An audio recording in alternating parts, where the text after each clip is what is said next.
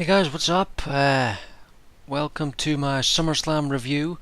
Let's just get straight to it. I'm recording this, by the way, right after. Well, not right after. It's like 10 to 7 in the morning.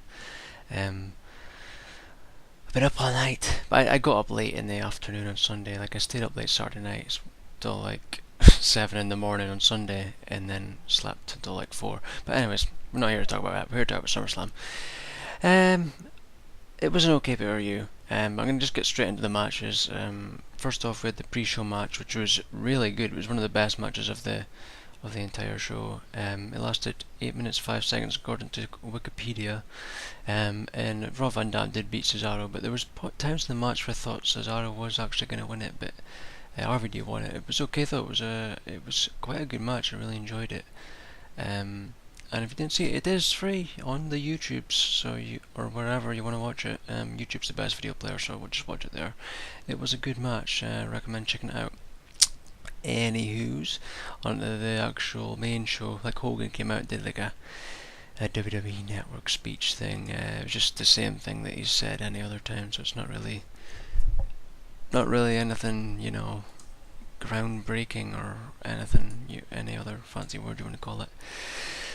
Then on to the first match, which was Dolph Ziggler versus The Miz. Now, I honestly thought The Miz was winning this, and The Miz, what the hell was that jacket thing he was wearing? I have no idea. It looked really, really bizarre. I don't know what that thing was, but anyways, Dolph Ziggler defeated The Miz, which really shocked me. There was a pretty good ending sequence thing where Ziggler had like the famouser. But they said that Miz like countered it, but it looked like to me he just hit it and like just instantly got up, then boom, hit the Skull Crusher finale. But Ziggler kicked out and then eventually hit the zigzaggy, and Ziggler's the champion. It was pretty cool. And like in the exclusive interview thing on WWE.com afterwards, he said he's like proud to be the champion and he's ready to like take it to the next level or something. I don't know. I can't really remember. That was a good match. That was quite a good match. It was okay. It wasn't the best, but it was okay. It was okay. Nothing special. Nothing too special, but it was okay. It was okay. And now comes one of the best matches on the show, which was only lasted 4 minutes 57 seconds, but it was an amazing match. It really was. It was really good, and it was Paige defeating AJ Lee to become the new Divas Championship. The new Divas champion. It was a really, really good match. Really, definitely, if you haven't seen it, I recommend checking it out. It was really, really good. They did some good spots, like AJ jump off the top rope to the outside, and I think there was some pretty sick, like suplexes or something. I can't remember it. I can't remember, but it was a good match. And it ended when, in an awesome sequence, Paige went for the Page Turner, was it? And AJ like just hopped up and got into the thing, the Black Widow thing, the Black Widow submission. But then Paige countered it into the Rampage, which is like a sick DDT thing. Oh, it was a pretty awesome sequence, and I loved it. Like it was a match that could have easily went longer. It was really good, and Paige won. I was just reading a thing. Apparently AJ is supposed to be maybe apparently distancing herself from the WWE and going to make a family with CM Punk, so I don't know what's going to happen next in this feud. I would like to see it continue because it's been pretty good, but we'll see what happens. Anyways, a great match and recommend checking it out if you didn't see it. The next one was weird. It really was weird. The rules for it anyway was Rusev versus Swagger in a flag match. Now, from what I thought for a flag match, there was going to have like, I'm sure they said it somewhere, but there was going to be a flag on each corner and they had to grab that flag or something. I'm sure I heard that, but that didn't happen. Like Rusev attacked Swagger before the match started, and I thought it was maybe just gonna not even that match wasn't even gonna happen. But like Swagger came back and like hurt his ankle, or Rusev's ankle with the ankle lock. Or the Patriot lock, whatever. And then eventually the match just started. It was just like a regular match, and then the winner would have the flag up at the end, which eventually was Rusev. But it was quite a funny match because whenever Swagger put Rusev in the Patriot Lock thing, he just looked like he was going to start crying, and his face was just so funny. It was really really good. But I really thought Swagger was going to win it. I really did. But eventually Rusev won with the accolade, and Swagger just passed out. And they didn't even do like the 1, 2. They just ended it. It was like, oh, Swagger dead. So I don't know. Rusev won, and the flag went up. Yeah. I really thought it was going to be time for Rusev to finally lose, but I guess not. And I guess this will be the feud over now. So no idea what they'll do with Swagger. On to the next one, which I think might be the best match. I really do. I think this was the best match of the night. Yeah, this and the Page match in the RVD Cesaro was the best matches. Maybe the main event a little bit. I'll get into that in a little bit. This was Seth Rollins versus Dean Ambrose in a lumberjack match, and JBL said it was like the craziest lumberjack match ever. I would have to agree. It was really, really awesome. So many crazy moments there, like Dean Ambrose like jumping onto them all, and onto like they all had Seth Rollins up, and then he'd just jump off the top rope onto them. It was a pretty cool moment. There was also, they were all into the crowd and stuff, and I thought they were going to do a sick moment where Seth Rollins was going to powerbomb Dean Ambrose from the crowd, like down to the very bottom of the like arena, like similar to when he jumped off the thing on Evolution back at Payback or Extreme Rules, whatever it was. I thought they could have maybe had all the lumberjacks down below and then threw him down onto it, but no, it didn't happen. But it was a really good match. Like Dean Ambrose did like the curb stomp, which was when I thought he was going to win it, but then Kane came in and did he pull the ref out or something, or maybe I think he just came in and just broke it up, and then I can't remember, but something happened. Kane came in, and then Seth Rollins grabbed the Money in the Bank and bam, Dean Ambrose. Then he won the match. But it'll continue, the feud will continue. But it was a really good match, and I hope we see something different in the next pay-per-view. I'm sure it'll be good. And Night Champion's just 5 weeks away. Like, what the fuck? Why? And then I guarantee the Hell in a Cell will be 3 weeks. I don't see the point in that. Why they do that? Just have them all 4 weeks in between each other. I don't know why they do that. Anyways, that was a good match. Only lasted 10 minutes 52, but it was a good match. The next one was okay. It was nothing really special. There was a couple of good moments, but it was nothing great. It was Bray Wyatt versus Chris Jericho. Bray Wyatt eventually won. But there was nothing special about it, in my opinion. It was an okay match, just nothing special. I mean, Bray Wyatt defeated Chris Jericho. And like after the match, he did a little promo, and then sung the whole song. But there's nothing special. Bray Wyatt had on some pretty cool ring gear. He had like something on his knee. I don't know. It was like I don't know, like claws or something, or like I don't know. And he had that on his awesome like chef cloak thing. I can't think of the word. Apron, maybe that's a word. And a cool hat, but the match, there's nothing spectacular. They did like Jericho at the code breaker, and then Bray Wyatt rolled to the side, but then Jericho like pulled him back. Clearly they were meant to do like a rope, but Bray Wyatt knew he wasn't going to make it, so he just kicked out. But apart from that, there was nothing really great happened in the match. But I think the Bray Wyatt feud with Jericho hasn't been that good, to be honest. Like when they first set it up, it was good. Like a couple of months ago or whenever, but it didn't. Nothing really major happened the last wee while. At least like for the second match, I thought nothing really too good.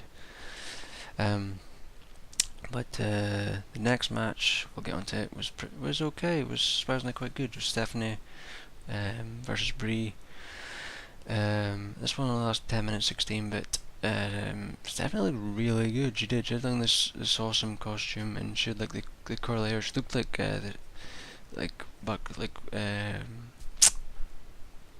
back in the like early 2000s, the Attitude Era. She looked like she did then with the curly hair, and that. I thought she looked really good, and it was a pretty good match. It was all right, and it eventually I had a feeling it was gonna happen, and like Triple H came out and like pulled the ref out rather violently, if I do say so. I thought, bloody hell, he's gonna dislocate the guy's leg. He just fucking yanked him. He just went flying. I was like, Jesus Christ, was there any need?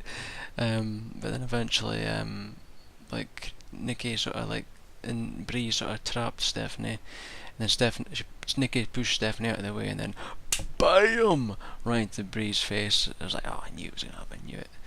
Knew something was gonna happen when she came out after Triple H came out. So I'm sure they'll have a match at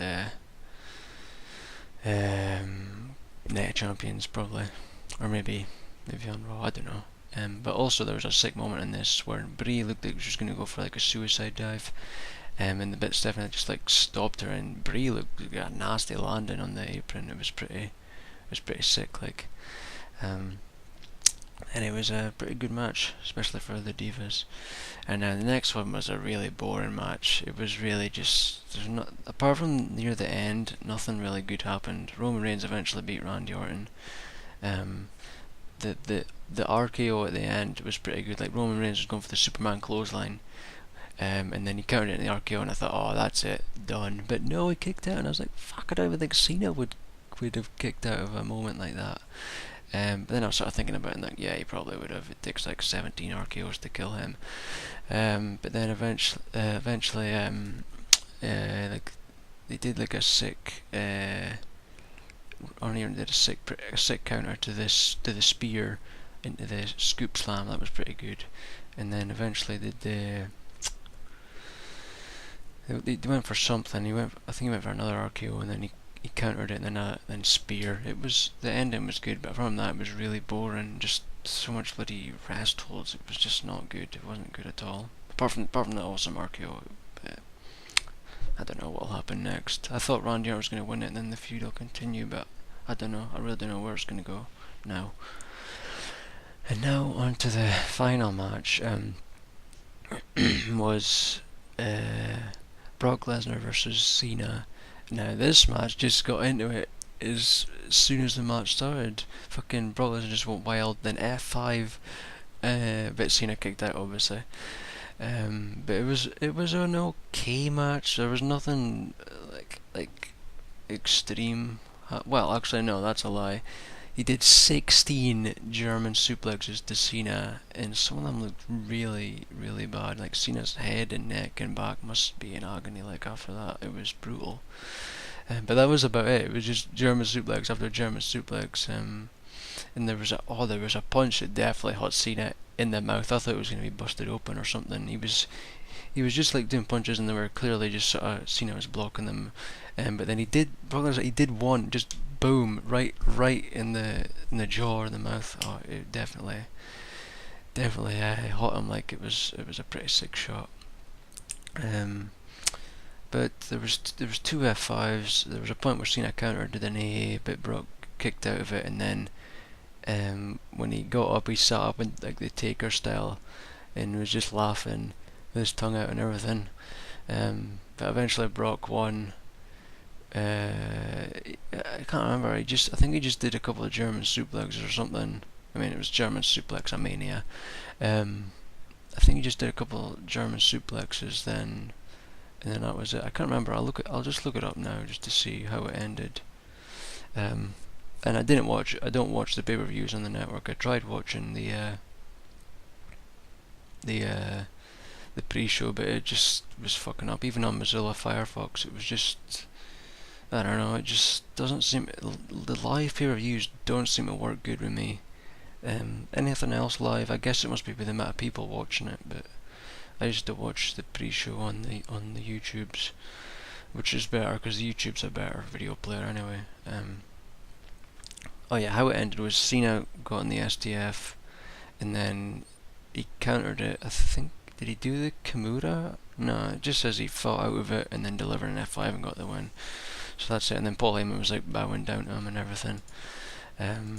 Some people was going pretty wild about it. Some of the comments I was reading, it was kind of funny. Some apparently I was on WWE's Twitter and it said best PPV was trending. No, definitely not best pay-per-view. Not in my opinion, because some of the matches were really not great. Some of them were really not good. I would definitely, without a doubt, it's not the best pay-per-view. It was okay. They even had an article thing about the best SummerSlams, and last year they thought was the best one. This definitely wasn't the best one, not even top 10. Some of the matches were good, but not nowhere near the best pay-per-view or best SummerSlam or anything. But I would give it like a C, maybe a B at the most, because there was a few matches it was pretty good. But anyways, that's it. So yeah, feel free to tell me what you think's maybe gonna happen. I don't know what'll happen on Raw or with Lesnar, how he's gonna appear or whatever. Apparently there's a thing where they're gonna debut the new title. Some people thought it might have happened tonight, but it didn't. So it'll probably happen on Raw. There was also supposed to, apparently I was reading a thing on a wrestling site, apparently it was supposed to be like a tag team thing with Mark Henry and Big Show, like a segment, but that never happened. I don't think there was any backstage segments, maybe an interview or two. Oh, and there was that guy, fucking Mama's Boy. If you've been watching that videos, there was really funny, some of them videos, like, but he was on like the pre-show and I think he was on the thing as well. Like they showed a video package on the main pay-per-view. Like he came out of a toaster thing. No, not a toaster, a microwave, like at NXT or something. Which is pretty cool. I really like the videos. If you didn't see them, you should check them out. But anyways, that's it. So feel free to tell me what you thought of this show yourself, what you're thinking, what you think's gonna happen. I was reading the thing. Del Rio appeared at the Mexico's Triple Mania thing, and so did Rey Mysterio. Like appeared in a video as well at the end of it, and said he's going to be coming soon to it or something. So yeah, and Del Rio said that WWE is racist. So yeah, I don't really know what to say about that. It seems like the guy deserved it that Del Rio slapped. It seems like he deserved it to me. He could have easily just apologized, but it seems like kind of a dick move by WWE by not like doing stuff to the other guy. And also Bully Ray or Bubba Ray, whatever he's called, is apparently done with TNA, even though they filmed tons of stuff. I haven't been watching TNA, but I've heard so much good stuff, and loads of people are saying it's better than WWE right now. I did see the Dixie going through the table thing. I think I might need to start watching it because it does sound pretty good. I've heard they've been absolutely amazing matches, but they might be on their way out, so I don't know. But apparently he's done with it, and I was reading a thing that he's in a series of matches or something that they've taped, and there's still more matches to go or something. So it would they'd kind of be fucked on how to explain it. But this is the problem with taping so much in advance. They kind of fuck themselves over. But anyways, feel free to tell me your thoughts about that. If you watch TNA, you can tell me about it, what's happening, or whatever. But that's it for now. This will probably be up Monday night. I mean, oh my god, I've gone on for 80 minutes.